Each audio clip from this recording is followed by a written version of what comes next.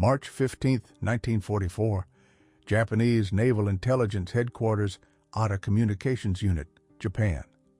Commander Atsuzo Kurihara studied the latest intercept while a third cup of bitter tea cooled beside his papers. For 18 straight hours, he and an elite team of cryptanalysts had been wrestling with what seemed to be U.S. Marine Corps tactical traffic from the Marshall Islands campaign. The noises coming through their sets refused to yield to any method they knew. "Besetti da Descartes," one fragment seemed to say. It wasn't random.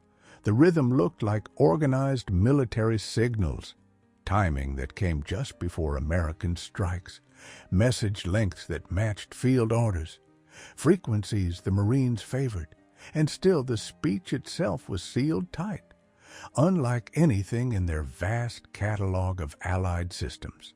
Kurihara ran one of the world's most capable signals intelligence shops. The Otta station, roughly 20 miles from Tokyo, employed 500 people, with 1 hot-tot receivers and 20 direction finders humming night and day. His code breakers had read U.S. diplomatic cables, British naval traffic, and multiple Army systems. They had entered the State Department's Purple System before Pearl Harbor, feeding Japan vital insight in the war's opening years. Yet the Marine traffic was something else. Total cryptographic defeat. 3 years in, after cracking dozens of Allied codes, Japan's sharpest minds couldn't even map basic structure in these strange messages. What Kurihara couldn't know, what no Japanese officer would grasp until after surrender, was that he was listening to the only modern military code that would never be broken. That story began far from the Pacific in the American Southwest, where the Navajo people had guarded a language unlike any other. Dene Bizad, the Navajo language, belongs to the Athabascan family. Around 1940, it had roughly 170,000 speakers, almost all within a 27,000 square mile reservation across Arizona, New Mexico, Utah, and Colorado. The features that baffled Japanese analysts were the product of centuries. Navajo is built around verbs, with meaning carried by elaborate chains of prefixes, combinations that can reach into the millions. It uses 4 tones, high, low, rising, and falling, that completely change meanings. A small mispronunciation doesn't just shift a word, it can turn a sentence into nonsense. Its phonology includes sounds missing from Japanese, English, and most languages. Ejective stops released by the glottis, a voiceless lateral fricative like wind through teeth, glottalized sonorants, nasalized vowels. For listeners trained on a 5-vowel Japanese system, hearing these distinctions cleanly was next to impossible. Philip Johnston saw the military potential of that linguistic fortress. Born in 1892 to a Protestant missionary on the reservation, he grew up fluent, one of fewer than 30 non-Navajos who could claim it. By 9, he translated his father's sermons. By 15, he was in Washington interpreting for Navajo leaders with President Theodore Roosevelt. In December 1941, after Pearl Harbor, Johnston read about Army training in Louisiana that used Comanche speakers. Choctaw soldiers had improvised a similar idea in World War I, but those efforts were small and ad hoc. Johnston imagined something new, a formal, fast, unbreakable field code built on Navajo that could work under fire. On February 28, 1942, he presented the concept to Major General Clayton Vogel at Camp Elliott near San Diego. The trial stunned observers.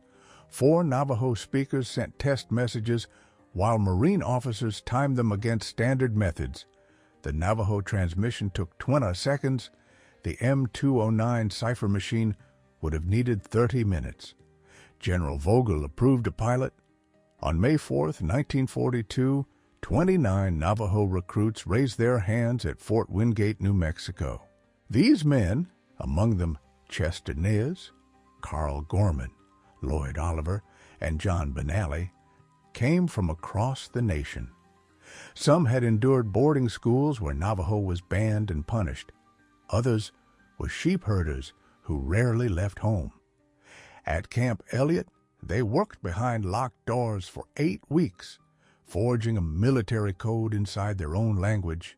The task was immense. Invent terms for modern machines their language had never needed, build an alphabet system, keep it memorizable and expandable. They used cultural logic. A submarine became iron fish beneath the waves. A battleship was a whale, largest creature in the sea. Fighter planes were hummingbirds, fast and darting. Bombers were buzzards, circling to strike.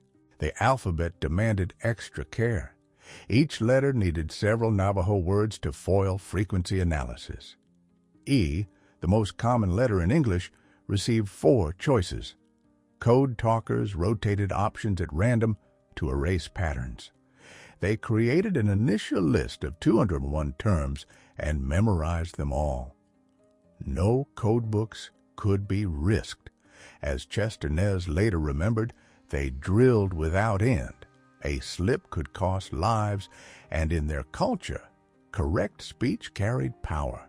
Guadalcanal in August 1942 provided the first combat trial. 15 Code Talkers landed with 1st Marine Division. The Japanese had anticipated the assault by reading other Allied traffic. Suddenly, Marine tactical messages turned unintelligible. At 8th Fleet Headquarters in Rabaul, analysts scrambled. Lieutenant Kazuo Yamada, Stanford educated before the war, reported that the sounds behaved like a real language with consistent patterns, but matched nothing familiar, not English, French, Dutch, Spanish, any Philippine or Chinese tongue, completely alien. The response was methodical. Top analysts assigned, hundreds of hours recorded on wax cylinders, every known technique applied. They asked university linguists for help, even Buddhist monks versed in ancient languages. No luck. On November 8, 1942, Code Talker Chester Nez sent artillery coordinates that silenced a machine gun nest. The 14-second call was intercepted, but meant nothing to Japanese operators. Minutes later, American shells struck exactly where needed. Colonel Haruo Konuma of 17th Army wrote that the Americans had fielded a code beyond all countermeasures. They were now fighting blind. Japan's best chance seemed to be a prisoner named Joe Kayumiya, a Navajo captured at Bataan in April 1942. Fluent in Navajo, he knew nothing of the new code. When intercepts in Navajo began to pile up, interrogators brought him to Ada. They played recordings. He heard familiar words arranged in strange ways. The turtle attacking the ironfish, the hummingbird carrying eggs. When he couldn't translate, Japan's best chance seemed to be the torture escalated in stages: water torture, beatings, suspension by the arms. In the winter of 1943, they forced him to stand naked in snow until his feet froze to the ground. They starved him to 90 pounds and offered food for translations. He kept telling the truth. He knew the language, not the military meaning. A May 1943 report captured the frustration: either extraordinary resistance or a specialized code layered inside a native language that required training. The second guess was right. Even fluent Navajo speakers were lost without instruction. Kiyumiya survived 3.5 years in captivity. His inability to help convinced Japanese intelligence they faced something entirely new. By late 1943, most efforts to solve Navajo messages were abandoned. Success at Guadalcanal brought expansion. Major General Alexander Vandegrift wrote that Navajo communicators were invaluable, faster than any device, and absolutely secure. A formal school at Camp Pendleton started pushing classes through every 8 weeks. By war's end, between 375 and 420 Navajo Marines had served across all 6 Marine divisions. Training was unlike anything else in the Corps. Recruits practiced in soundproof booths, while instructors blasted battlefield noise. They transmitted in gas masks and ran while sending so they could work through exhaustion. Thomas H.B. Gay, who enlisted at 15, said they were driven past the point of possible because lives depended on precision. The code grew as the war changed. New technology required fresh terms. The atomic bomb became a metal egg. Kamikaze pilots were death wind. To Navajo ears, these expansions were natural. To outsiders, they hid meaning even deeper. By mid-1943, Japanese intelligence threw significant resources at the problem. The Imperial Navy's 4th Section assigned 30 cryptanalysts to the stream. Captain Yoshiro Tanaka tried fresh angles, musical analysis to chase tonal structures, comparisons with Native American recordings, consultations with scholars who had studied in the United States. They built gear to slow recordings without changing pitch, drew oscilloscope traces, and ran statistical studies of sound patterns. Lieutenant Commander Masao Yamada later said they picked out probable call signs and saw links between message length and operation complexity. But without vocabulary, these clues did little. Orders went out to seize Marine communicators alive. Rewards of 10,000 yen, 10 years' pay, were offered for equipment or documents. There were close calls, but no code talker was captured with gear intact. The Central Pacific Campaign proved their strategic value. At Tarawa in November 1943, 6 code talkers kept lines open through 76 hours of savage fighting. Lloyd Oliver transmitted for 48 hours straight, directing naval gunfire under constant shelling. During the Marianas, 24 code talkers worked around the clock on Saipan. Lieutenant Commander Takashi Harukawa had read conventional traffic to predict the invasion. But once Marines hit the beaches, tactical intelligence vanished. Colonel Takashi Saito noted that commanders felt abandoned without intercepts they had come to trust. At Peleliu, code talker Jimmy King kept sending for 6 hours during a counterattack after his partner fell. He coordinated 3 artillery battalions, firing off 40 flawless messages under direct fire. Iwo Jima would be their finest hour. Major Howard Connor ran the opening assault entirely through the Navajo net. 6 code talkers, working in teams, maintained continuous communications through the most critical first 48 hours. General Tadamichi Kuribayashi had spent 2 years building an underground fortress with 11 miles of tunnels. His plan depended on reading American signals to trigger counterattacks. That plan collapsed. In those 48 hours, the 6 men sent and received more than 800 messages without a single error. They coordinated the landing of 30,000 Marines, gunfire from 100 ships, close air support, casualty evacuation, supply, and detailed tactical orders, all while under fire. Major Connor later said flatly that without the Navajos, the Marines would never have taken the island. He kept 6 Navajo radio nets going around the clock and ran the entire operation through their words. Colonel Shigeo Hayashi reported to Kuribayashi that American field codes remained unbreakable. An artillery request that took 20 seconds in Navajo would have cost 30 minutes using standard methods.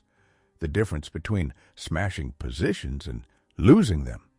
At Okinawa, 35 code talkers helped coordinate the largest Pacific amphibious operation, 183,000 troops over 82 days. Japanese units tried jamming and voice mimicry, but they couldn't capture Navajo's tonal life. Lieutenant Hiroshi Miyamoto's imitation, said code talker Alfred Newman, sounded like someone gargling while trying to speak. On August 14, 1945, code talker Teddy Draper sent the message that mattered most: Japanese surrender, voiced first in Navajo before passing through conventional channels. It was a fitting close to the code talkers' war. Afterward, American interrogators learned how far Japan had tried and how completely it had failed. Lieutenant General Seizo Arisue, Chief of Intelligence, admitted they never broke the Marine Code. They had read Army and Air Force systems and diplomatic channels, but Marine tactical traffic stayed secure. Captain Yasuji Kawamoto was blunt. Thousands of recordings, 3 years of study, nothing worked. It was their greatest cryptanalytic failure. In 1944, analysts had noticed tonal patterns and suspected an indigenous American language. They asked Germany for help, but wartime barriers and German ignorance prevented progress. Colonel Masao Yamada conceded that the inability to read Marine signals cost thousands of lives. After 1942, Marine operations were a mystery until they began. Major Hiroshi Tanaka, who survived Iwo Jima, described the psychological toll. Not understanding the enemy's words made them feel primitive, beaten before fighting. Peace didn't lift the code talkers' burden. The program stayed classified for potential Cold War use. The men went home unable to tell anyone what they had done. They returned to states that denied them voting rights until 1948 in New Mexico and Arizona, 1957 in Utah. Hotels and cafes turned them away. They were heroes who could not speak of their heroism. Chester Nez, last of the original 29, who died in 2014, wrote that they had been warriors who helped win a war, but had to carry that weight in silence. Many found healing in traditional ceremonies. The enemy way purified those touched by battle. As Dan Urquhart explained, they had used their language to direct death. They needed it now for restoration. The rites reminded them their language was sacred. In 1968, the program was declassified. First public honors came in 1969 at a 4th Marine Division reunion. President Reagan declared August 14, 1982, National Navajo Code Talkers Day. On July 26, 2001, President George W. Bush awarded Congressional Gold Medals to the original 29 in the Capitol Rotunda. Only 5 of the originals were still alive to attend. Bush said the nation was honoring 29 Native Americans who gave a service only they could give. Chester answered that they were ordinary men asked to do something extraordinary, using a sacred language to help win the war. While the Navajo are best known, 14 other tribes also served. Choctaw had pioneered the idea in World War I. In World War II, 17 Comanche code talkers served in Europe and landed on D-Day. Hopi, Cherokee, Lakota, and others contributed as well. The 2008 Code Talkers Recognition Act honored every tribe. John Brown, Jr. noted the paradox. They had been told their language was worthless. Then the nation needed it to survive. The program showed the sophistication of native languages. The Code Talkers modernized Navajo on the fly, creating new grammar and metaphors for combat. Its agglutinative structure packed complex ideas into compact phrases. Where English needed whole paragraphs, Navajo could compress into a few words. As Dr. William Morgan observed, they proved indigenous languages were not primitive. Navajo could say anything, from ceremony to warfare. The Navajo Code introduced cultural encryption, security built from linguistic barriers beyond math. That idea shaped post-war intelligence and still matters as quantum computing threatens traditional ciphers. Colonel David Hatch summed it up. They achieved something unique, a code never broken or compromised, proof that human language can outrun machines. In the 1980s, Japanese scholars re-examined the failure. Professor Teo Yoshikawa documented 30 analysts working 2 years, consulting multiple universities. Captain Minoru Yamada recalled that by late 1943, they were sure the source was Native American, yet they could not identify which language. Lieutenant Commander Shigeru Fukumoto admitted the obvious in hindsight. Using a native language was so simple and elegant, they never imagined it. In the 1990s, photographer Kenji Kawano portrayed surviving code talkers. His shows in Tokyo and Hiroshima brought the story home. Code talker Albert Smith told audiences they had been warriors on opposite sides, and that his language, once used to defeat them, now helped both peoples understand one another. In 2010, at a symposium of the Japanese Association of Intelligence Studies, Admiral Hiroaki Abe called the Navajo Code perfect encryption, Asia's best code breakers completely beaten. Chester Nez died June 4, 2014. Today, only 2 code talkers remain from the roughly 400 who served, Thomas H. Begay and Peter McDonald, both essential to the program, though not among the original 29. At 96, McDonald still spoke, reminding listeners that America's strength flows from its diversity, that different languages and cultures make the nation stronger. The Navajo language, once suppressed, is now recognized as strategically important. Federal support often points to the code talkers' legacy. Young Native people study their languages with new pride. As Dr. Jennifer Dennett-Dale observed, the code talkers changed how Native Americans see themselves and how America sees them. These languages are not museum pieces, they are living resources. The Navajo Code Talkers accomplished one of military history's most remarkable feats. They built an unbreakable system that baffled Japanese intelligence for the duration of the war. Between 375 and 420 Navajo Marines transmitted tens of thousands of flawless messages under fire. But the deeper meaning lies in what they embodied. Native Americans used a language the government once tried to erase to protect that same nation.